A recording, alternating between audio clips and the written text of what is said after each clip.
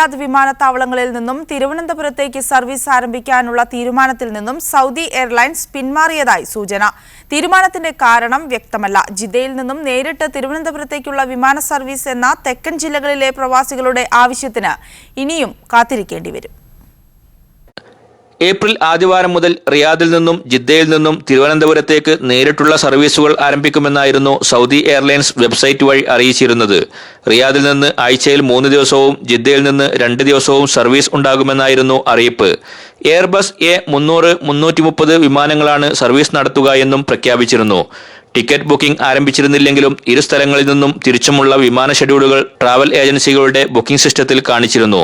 എന്നാൽ ഏതാനും ദിവസങ്ങൾക്ക് മുമ്പ് ഇവ ബുക്കിംഗ് സിസ്റ്റത്തിൽ നിന്നും സൗദി വെബ്സൈറ്റിൽ നിന്നും ഒഴിവാക്കി.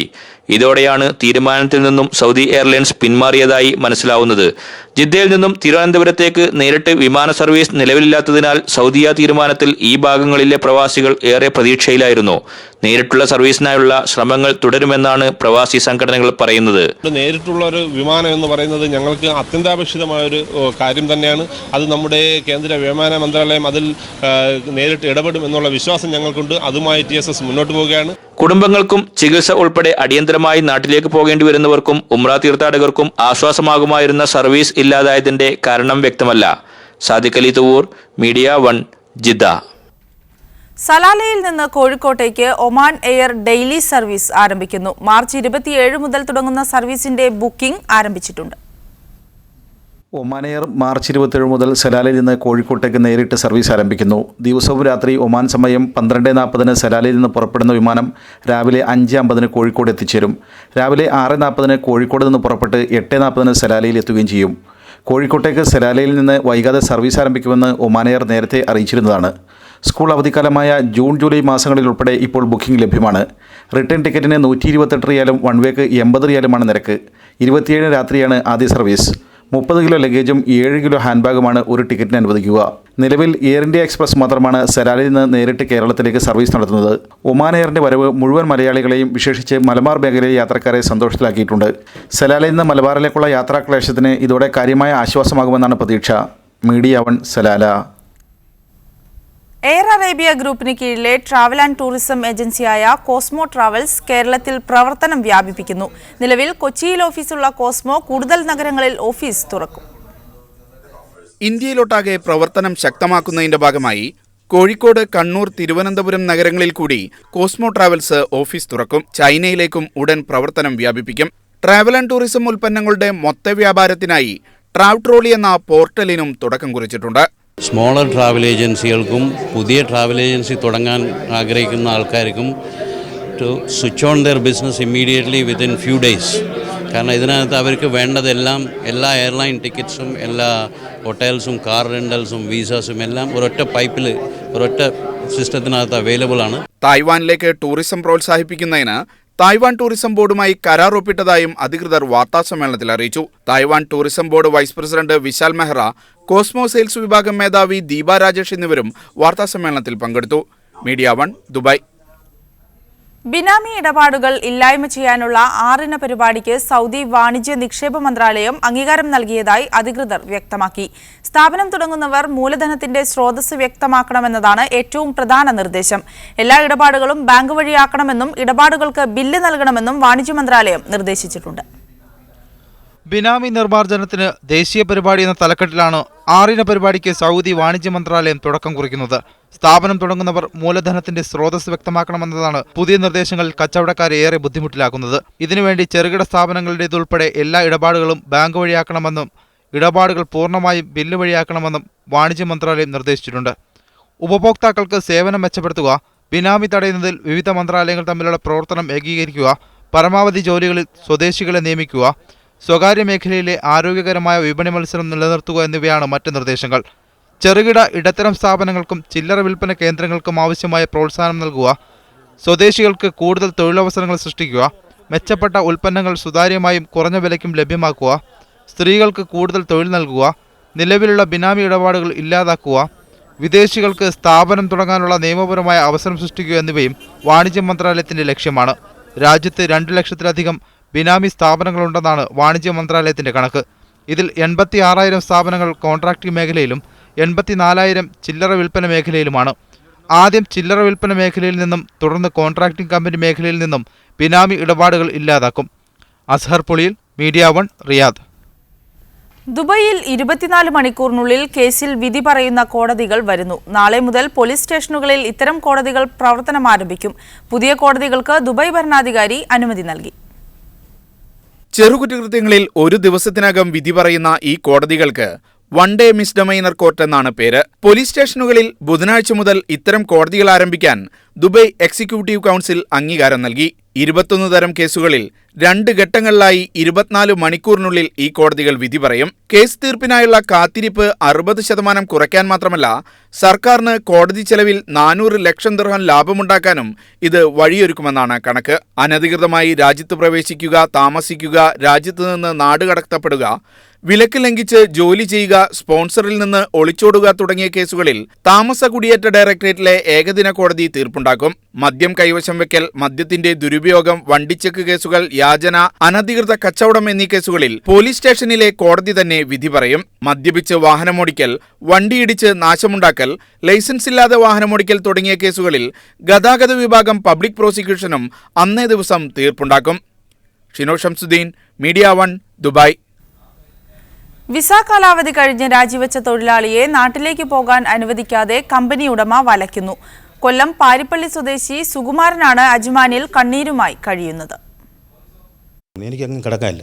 അങ്ങനെ ഞാൻ 2-3 ബംഗാളിയെ എടുത്ത് ഇങ്ങനെ കാര്യങ്ങൾ പറഞ്ഞു. എന്നെ ആരും സഹായിക്കുന്നില്ല. അവർ പറഞ്ഞു, നീ വന്ന് നമ്മളെ റൂമിൽ ഒന്ന് കിടന്നോ, നിനക്ക് ആഹാരം നമ്മൾ തരാമെന്ന്. അവരാഹാരം പിടിച്ച് ഞാൻ കഴിഞ്ഞു സാർ, സത്യം പറയുന്നത്. ഷാർജയിലെ അബുദാബി ബിൽഡിംഗ് കോൺട്രാക്ടിംഗ് കമ്പനിയിലെ ജീവനക്കാരനാണ് സുകുമാരൻ. ഡിസംബറിൽ ഇദ്ദേഹത്തിന്റെ വിസ കാലാവധി കഴിഞ്ഞു. തനിക്ക് ജോലിയിൽ തുടരേണ്ടതില്ലെന്നും വിസ പുതുക്കരുതെന്നും കാണിച്ച് ഇദ്ദേഹം കമ്പനിക്ക് കത്തും നൽകി. എന്നാൽ പത്തനംതിട്ട പന്തളം സ്വദേശിയുടെ നിയന്ത്രണത്തിലുള്ള കമ്പനി ഇദ്ദേഹത്തെ തിരിച്ചയക്കുന്നില്ല. ഇക്കാര്യം ഷാർജ തൊഴിൽ മന്ത്രാലയത്തെ അറിയിച്ചതോടെ സുകുമാരനെ അജ്മാനിലെ താമസ സ്ഥലത്ത് നിന്ന് ഇറക്കിവിട്ടു. ശമ്പള കുടിശ്ശികയടക്കം വലിയ തുക സുകുമാരന് കിട്ടാനുണ്ട്. 5 മാസത്തെ വരും. എനിക്ക് 5000 ദിർഹംസ് ഇവിടുത്തെ വരും. പരാതിയുടെ അടിസ്ഥാനത്തിൽ കമ്പനി ഉടമയെ മന്ത്രാലയം വിളിപ്പിച്ചെങ്കിലും ഹാജരാകാൻ ഇയാൾ തയ്യാറായില്ല. ഫോൺ എടുക്കാനും തയ്യാറല്ല. സാമൂഹ്യ പ്രവർത്തകരുടെ സഹായം മാത്രമാണ് ഇപ്പോൾ ശരണം. രോഗിയായ അമ്മയും ഭാര്യയും 2 പെൺമക്കളും സുകുമാരനെ നാട്ടിൽ കാത്തിരിക്കുകയാണ്. Shino Shamsuddin, media 1, Ajman. Secondary school വിദ്യാർത്ഥികളെ മയക്കുമരുന്ന് പരിശോധനയ്ക്ക് വിധേയമാക്കണമെന്നാവശ്യപ്പെട്ട് കുവൈത്ത് പാർലമെന്റിൽ കരട് പ്രമേയം. സർക്കാർ സ്വകാര്യ സ്കൂളുകളെന്ന വ്യത്യാസമില്ലാതെ സെക്കൻഡറി സ്കൂളുകളിൽ പഠിക്കുന്ന മുഴുവൻ വിദ്യാർത്ഥികളിലും പ്രത്യേക പരിശോധന നടത്തണമെന്നാവശ്യപ്പെടുന്ന പ്രമേയത്തിൽ ലഹരി ഉപയോഗിക്കുന്നില്ലെന്ന് ഉറപ്പുവരുത്തിയ ശേഷം മാത്രം തുടർ പഠനത്തിന് അനുമതി നൽകിയാൽ മതിയെന്നും നിർദ്ദേശമുണ്ട്. രാജ്യത്ത് മയക്കുമരുന്ന് ഉപയോഗം വർദ്ധിക്കുകയാണെന്നും വിദ്യാർത്ഥികളും യുവാക്കളുമാണ് മയക്കുമരുന്ന് ലോബിയുടെ ഇരകളാകുന്നതെന്നും ചൂണ്ടിക്കാട്ടിയാണ് എംപിമാരായ ഫൈസൽ അൽ കന്ദരി, ഖലീൽ അൽ അബ്ദുള്ള, സൗദ് അൽ ഷുവൈഹിർ, സലാഹ് ഖുർഷിദ്, ഈസ അൽ കന്ദരി എന്നിവർ കരട് നിർദ്ദേശം മുന്നോട്ടുവച്ചത്. പുതുതലമുറയിലെ ലഹരി ഉപയോഗമില്ലാതാക്കാൻ സെക്കൻഡറി തലം മുതൽ സ്കൂളുകളിൽ പരിശോധനാ സംവിധാനം ഒരുക്കണമെന്നാണ് കരട് നിർദ്ദേശത്തിലെ പ്രധാന ആവശ്യം. മയക്കുമരുന്ന് ഉപയോഗിക്കുന്നില്ല എന്ന് ഉറപ്പുവരുത്തിയ ശേഷം മാത്രമേ വിദ്യാർത്ഥികൾക്ക് കോളേജിലും സർവകലാശാലകളിലും പ്രവേശനം അനുവദിക്കാൻ പാടുള്ളൂ എന്നും ഇതിനായി വിദ്യാഭ്യാസ മന്ത്രാലയം പദ്ധതി ആവിഷ്കരിക്കണമെന്നും എംപിമാർ നിർദ്ദേശിച്ചു. സ്വയം സന്നദ്ധരായും കുടുംബത്തിന്റെ നിർബന്ധത്തിനു വഴങ്ങിയും രാജ്യത്തെ ഡി അഡിക്ഷൻ സെന്ററുകളിൽ ചികിത്സ തേടിയെത്തുന്നവരിൽ 80% വിദ്യാർത്ഥികളും യുവാക്കളുമാണെന്ന് കരട് പ്രമേയത്തിൽ പറയുന്നു. വിദ്യാർത്ഥികൾക്ക് പുറമെ സർക്കാർ സ്വകാര്യ മേഖലകളിലെ എല്ലാ ജോലിക്കാരെയും പരിശോധനയ്ക്ക് വിധേയമാക്കാവുന്നതാണെന്നും എംപിമാർ നിർദ്ദേശിച്ചു. ഇക്കാര്യത്തിൽ സ്വദേശി വിദേശി വിവേചനം പാടില്ല. മക്കൾ മയക്കുമരുന്ന് മുക്തരാണെന്ന് രക്ഷിതാക്കൾക്ക് പരിശോധിക്കാനുള്ള ചെറിയ ഉപകരണം ലഭ്യമാക്കണമെന്ന ആവശ്യവും എംപിമാരുടെ കരട് പ്രമേയത്തിലുണ്ട്. Media 1, Kuwait city. വാർത്തകളിലേക്ക്. ജുവനൈൽ പ്രായപരിധിയെ ചൊല്ലി കുവൈത്ത് പാർലമെന്റിൽ സർക്കാർ അനുകൂലികളും പ്രതിപക്ഷവും തമ്മിൽ വാക്പോര്. ബാലകുറ്റകൃത്യങ്ങളുടെ പ്രായപരിധി 16 വയസ്സാക്കിയ തീരുമാനം റദ്ദാക്കണമെന്നാവശ്യപ്പെട്ട് സമർപ്പിക്കപ്പെട്ട കരട് പ്രമേയമാണ് പാർലമെന്റ് സമ്മേളനത്തെ ബഹളമയമാക്കിയത്. സർക്കാരിനെ പ്രതിസന്ധിയിലാക്കിയേക്കാവുന്ന ഒന്നിലേറെ കരട് നിർദ്ദേശങ്ങൾ അവതരിപ്പിക്കപ്പെടുമെന്നതിനാൽ ചൊവ്വാഴ്ചത്തെ പാർലമെന്റ് സമ്മേളനത്തിന് രാഷ്ട്രീയ നിരീക്ഷകർ ഏറെ പ്രാധാന്യം കൽപ്പിച്ചിരുന്നു. ജലം, വൈദ്യുതി നിരക്കുകൾ വർദ്ധിപ്പിക്കാനുള്ള തീരുമാനം റദ്ദാക്കുക, ജുവനൈൽ പ്രായപരിധി 18 വയസ്സാക്കി ഉയർത്തുക, പൗരത്വ നിയമത്തിൽ ഭേദഗതി വരുത്തുക, പോലീസ് നിയമം പരിഷ്കരിക്കുക, വിദേശികൾക്കുള്ള ആരോഗ്യ സേവന ഫീസിൽ വർധന വരുത്താനുള്ള തീരുമാനം സുതാര്യമാക്കുക തുടങ്ങിയ കരട് പ്രമേയങ്ങളാണ് പാർലമെന്റിന് മുന്നിലുള്ളത്. ഇതിൽ ജുവനൈൽ പ്രായപരിധി സംബന്ധിച്ച പ്രമേയം ചർച്ചക്കെടുത്തപ്പോഴാണ് സഭ പ്രക്ഷുബ്ധമായത്. അന്താരാഷ്ട്ര മാനദണ്ഡങ്ങൾക്കനുസരിച്ചായിരിക്കണം ജുവനൈൽ നിയമത്തിൽ തീരുമാനമെടുക്കേണ്ടതെന്നും കൃത്യമായ ദിശാബോധത്തോടെയാകണം ഇത്തരം കാര്യങ്ങളെ സമീപിക്കേണ്ടതെന്നും സഫ അൽ ഹാഷിം MP പറഞ്ഞു. മുൻധാരണയോ കാഴ്ചപ്പാടുകളോ ഇല്ലാതെയാണ് സർക്കാർ മുന്നോട്ടു പോകുന്നതെന്ന് അലി അൽ തക്ബാസി MP കുറ്റപ്പെടുത്തി.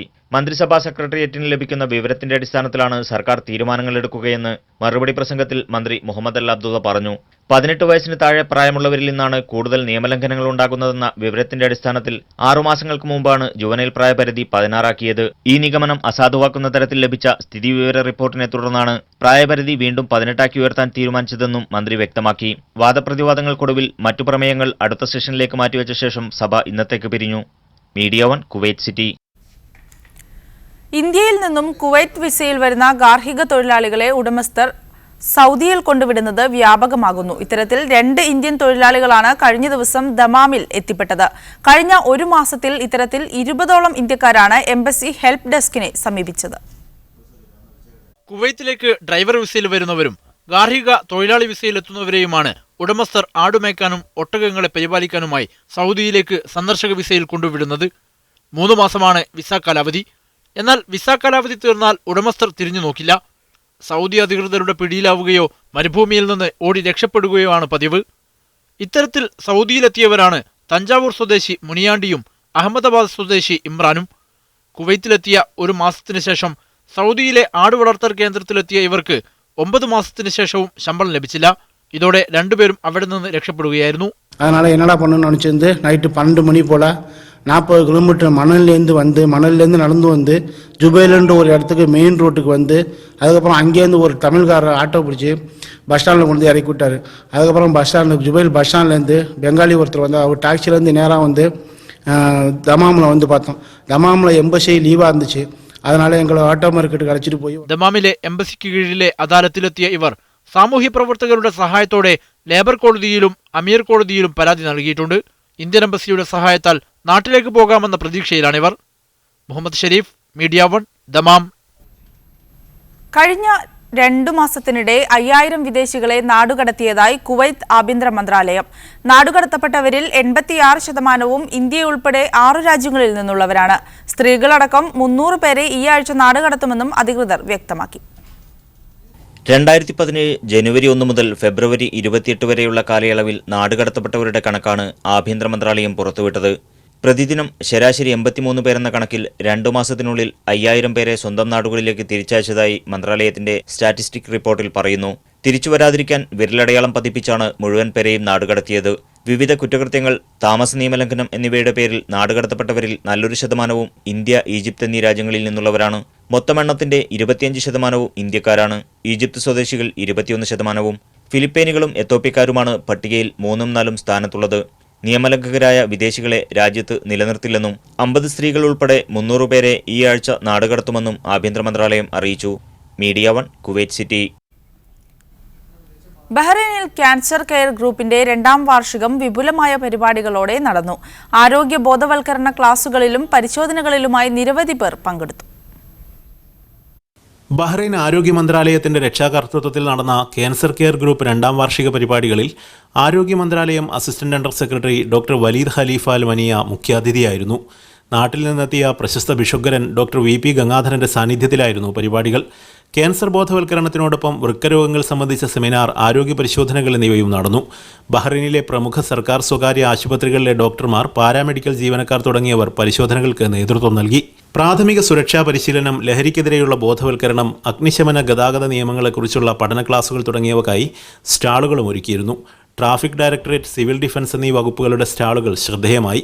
യോഗ വ്യായാമ മുറകളെക്കുറിച്ച് ഫാത്തിമ അൽ മൻസൂരി നേതൃത്വം നൽകിയ ക്ലാസുകളും ഡെമോൺസ്ട്രേഷനും നടന്നു. ഉദ്ഘാടന ചടങ്ങിൽ Indian embassy second secretary Anand Prakash, first lieutenant Hulood Yahya Ibrahim Abdulla, Keraleeya Samajam president PV Radhakrishnapillai തുടങ്ങിയവർ പങ്കെടുത്തു.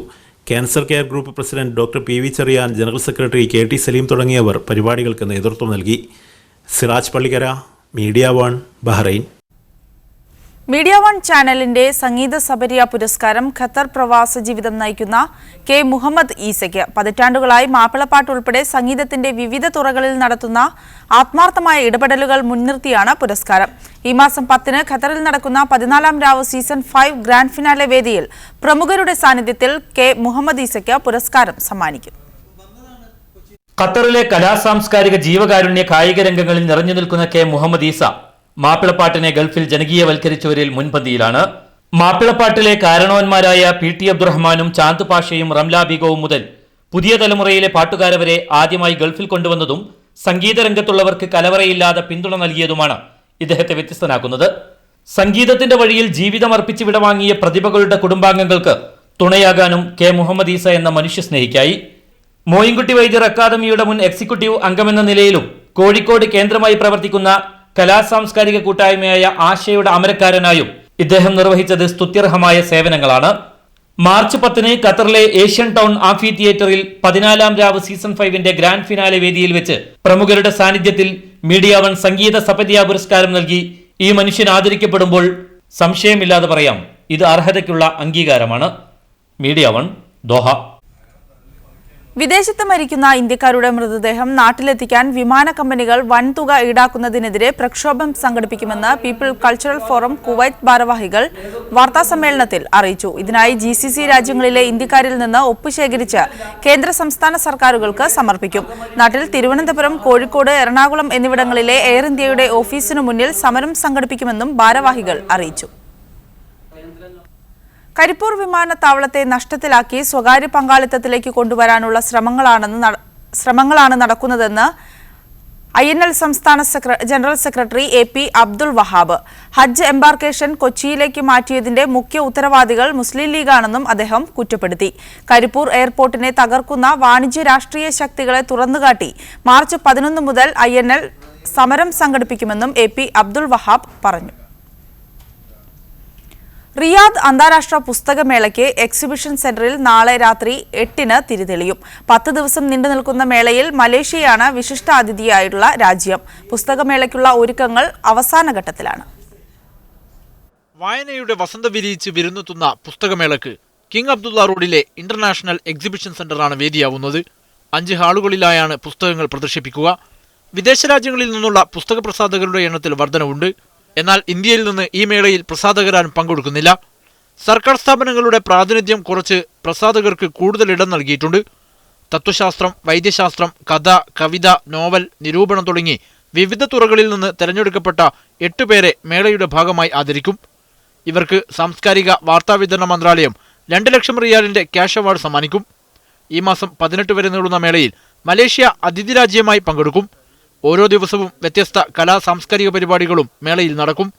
പതിവിന് വ്യത്യസ്തമായി കുട്ടികൾക്കും യുവാക്കൾക്കും കൂടുതൽ പരിഗണന നൽകിയിട്ടുണ്ട്. വെള്ളിയാഴ്ച ദിവസം വൈകിട്ട് 4 മുതൽ 10 വരെയും മറ്റു ദിവസങ്ങളിൽ രാവിലെ 10 മണി മുതൽ രാത്രി 10 വരെയുമാണ് പ്രവേശനം. സംവാദങ്ങളും ചർച്ചകളുമായി 10 ദിവസം തുടരുന്ന മേള സൗദിയുടെ സ്വപ്ന പദ്ധതിയായ വിഷൻ 2030ന്റെ പ്രചാരണത്തിന്റെ വേദി കൂടിയാകും. KCM Abdulla, media one, Riyadh.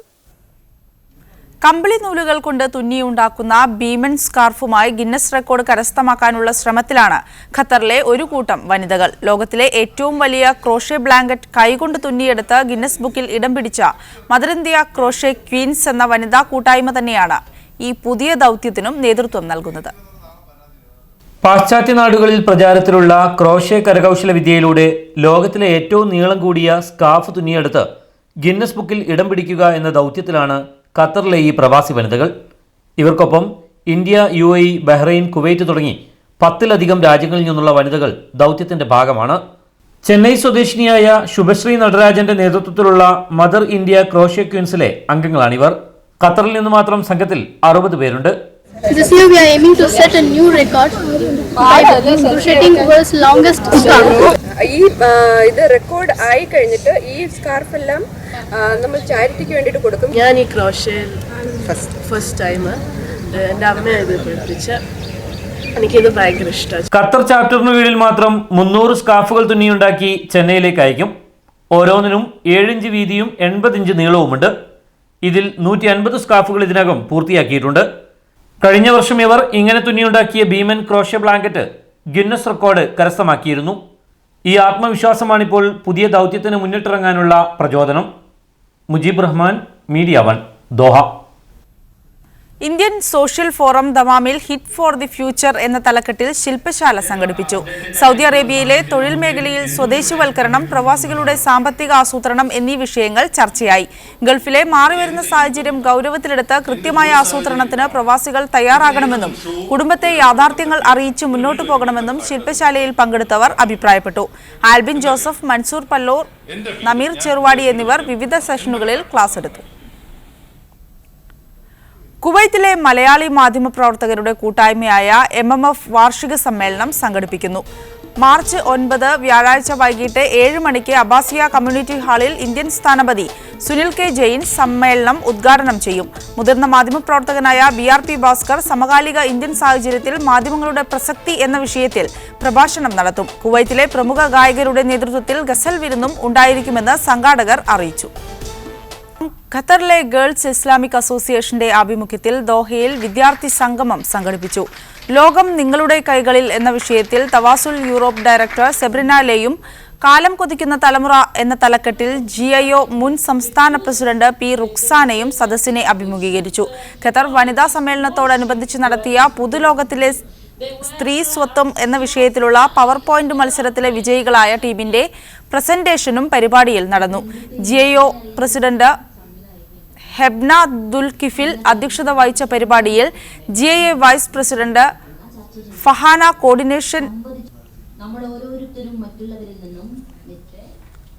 Coordinator Aneesiyad, association വനിതാ വിഭാഗം പ്രസിഡന്റ് നഫീസത്ത് ബീവി, ഫരീഫ അബ്ദുൾ അസീസ്, റിദ്വ കാസിം, ഷഫീന സിറാജ് തുടങ്ങിയവർ സംസാരിച്ചു. റിയാദിലെ OICC കൊല്ലം ജില്ലാ കമ്മിറ്റി സംഘടിപ്പിച്ച കലാനിശയും കുടുംബസംഗമവും central committee president Kunhi Kumbala ഉദ്ഘാടനം ചെയ്തു. ജില്ലാ പ്രസിഡന്റ് ബാലുകുട്ടൻ അധ്യക്ഷത വഹിച്ചു. ഷാജി സോണ, അബ്ദുള്ള വല്ലാഞ്ചിറ, സജി കായംകുളം, നാസർ കാരന്തൂർ, ഷിഹാബ് കൊട്ടുകാട് എന്നിവർ സംസാരിച്ചു. റിയാദ് മെലഡീസിന്റെ ഗാനമേളയും റിയാദ് കലാഭവന്റെ നേതൃത്വത്തിൽ കലാപ്രകടനങ്ങളും അരങ്ങേറി. ബഹ്റൈനിൽ മലയാളി ഹൃദയാഘാതം കാരണം മരിച്ചു. തൃശൂർ കൊടുങ്ങല്ലൂർ സ്വദേശി അബ്ദുൾ നാസർ കളപ്പുരയ്ക്കൽ ആണ് മരിച്ചത്. 12 വർഷമായി ബഹ്റൈനിൽ ജോലി ചെയ്ത് വരികയായിരുന്നു.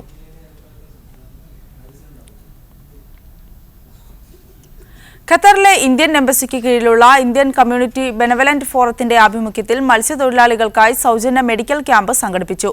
വക്രയിലെ കിംസ് മെഡിക്കൽ സെന്റർ ആസ്ഥാനത്ത് നടന്ന ക്യാമ്പിന്റെ ഉദ്ഘാടനം ഇന്ത്യൻ അംബാസിഡർ P കുമരൻ നിർവഹിച്ചു. മത്സ്യത്തൊഴിലാളികൾക്ക് പുറമെ കുറഞ്ഞ വേതനക്കാരായ മറ്റു തൊഴിലാളികൾ ഉൾപ്പെടെ 500-ലധികം പേരാണ് ക്യാമ്പിനെത്തിയത്. ആരോഗ്യ ബോധവൽക്കരണം, യോഗ പരിശീലനം എന്നിവയും ക്യാമ്പിന്റെ ഭാഗമായി നടന്നു. Indian embassy deputy chief of mission RK Singh, ICBF president David Edakkalathoor, vice president PN Baburaj തുടങ്ങിയവർ നേതൃത്വം നൽകി. മതേതരത്വം ഇന്ത്യയുടെ പൈതൃകമാണെന്നും ബഹുസ്വരത ഇന്ത്യയുടെ ആത്മാവാണെന്നും niche of truth director MM Akbar പറഞ്ഞു. ഇന്ത്യൻ ഇസ്ലാഹി സെന്റർ ജിദ്ദയിൽ സംഘടിപ്പിച്ച സ്നേഹ സംവാദം പരിപാടിയിൽ സംസാരിക്കുകയായിരുന്നു അദ്ദേഹം. സാംസ്കാരിക ഫാസിസം കഴിഞ്ഞ 2 പതിറ്റാണ്ടുകളായി കേരളത്തിൽ ചുവടുറപ്പിക്കാൻ ശ്രമിച്ചുകൊണ്ടിരിക്കുകയാണ്. ഇസ്ലാമോഫോബിയയിൽ നിന്നാണ് സാംസ്കാരിക ഫാസിസം വളരാൻ ശ്രമിച്ചുകൊണ്ടിരിക്കുന്നത്. അതുകൊണ്ട് തന്നെ തെറ്റിദ്ധാരണകൾ മാറ്റി തനത് ഇസ്ലാമിനെ സമൂഹത്തിന് പരിചയപ്പെടുത്തുക എന്നതാണ് വർത്തമാനകാല പ്രബോധന ദൗത്യമെന്നും അദ്ദേഹം പറഞ്ഞു. റിയാദിലെ new middle east international school kindergarten വിഭാഗം വാർഷികാഘോഷം സംഘടിപ്പിച്ചു. പ്രിൻസിപ്പൽ തബസും ഫാറൂഖി ഉദ്ഘാടനം ചെയ്തു. സ്കൂൾ ഡയറക്ടർ ഫറഹ മുത്തൈബ് മുഖ്യാതിഥിയായിരുന്നു. KG സൂപ്പർവൈസർ ഗ്രേസ് തോമസ് പരിപാടികൾക്ക് നേതൃത്വം നൽകി. കുട്ടികളുടെ വിവിധ കലാപരിപാടികളും അരങ്ങേറി.